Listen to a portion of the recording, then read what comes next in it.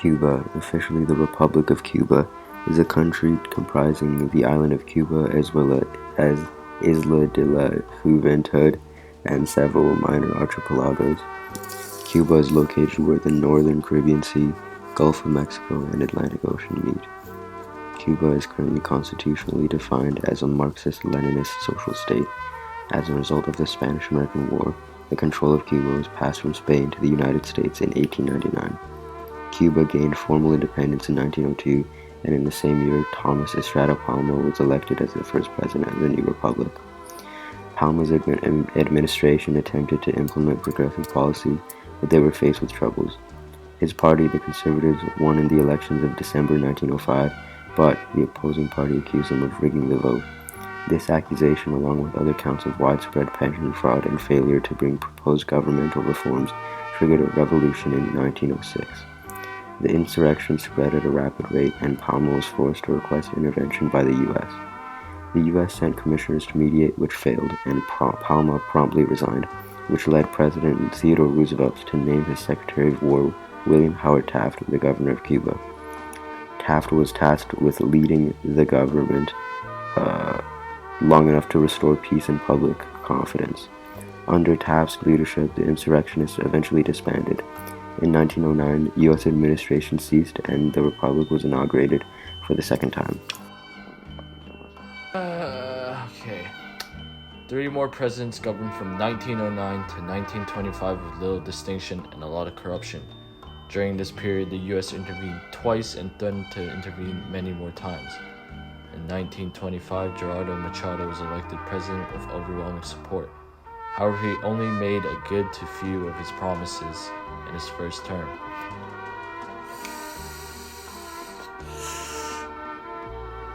As his second term began, so did a rule of terror. Martial law was proclaimed and Congress allowed him to suspend freedom of speech, press, and assembly.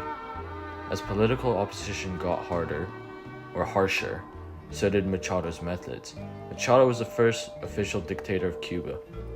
In 1952, former President Batista led a military coup and seized power when it became clear he wouldn't be re-elected. He placed Cuba under a strict military dictatorship and began to establish close relations with the United States. This allowed American companies to buy up the majority of Cuba's natural resources. Plus, under his rule, he became a haven for organized crime syndicates, all of which angered a young man named Fidel Castro. Castro put together a group of 38 men, and on July 26, 1953, made an attempt to secure weapons through an isolated military barrack. The attack was a failure, and all members were either killed or captured. There were public trials held for Castro, however this worked out to his favor. His ideas of ending dictatorship spread like wildfire. Castro was sentenced to 15 years in prison, but was released after just 2 years. Castro fled to Mexico to regroup and replan with other exilees. Over the years, riots against Bautista increased, and Bautista responded by becoming even more oppressive, which led to even more people calling for him to resign. Back in Mexico, the revolutionists purchased the yacht, and in 1956, 82 men set sail for Cuba. This attack failed again, and only a handful survived and fled to the mountains. From their mountain base, they gained even more followers and launched guerrilla attacks on military targets. Foreign journalists were allowed to visit, which gave their struggle international attention. Eventually, the revolution grew and overthrew Bautista, and since 1959, Cuba has been under a one-state, one-party principle. Currently, Cuba's one-party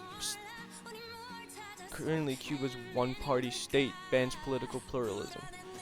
Independent media and severely restricts civil rights. As of right now, Cuba has 1 out of 40 political rights and 12 out of 60 civil liberties, giving Cuba a score of 13 out of 100.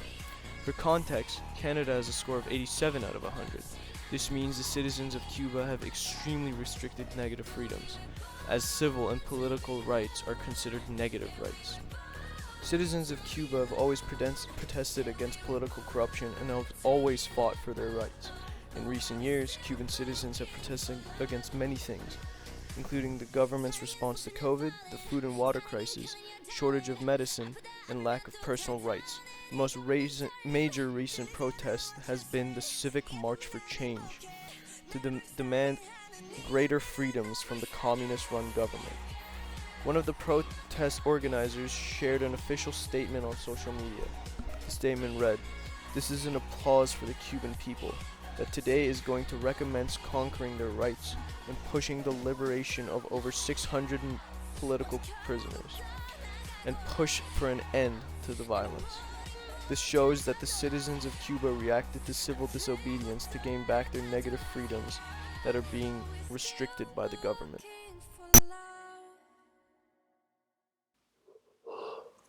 Thanks for listening.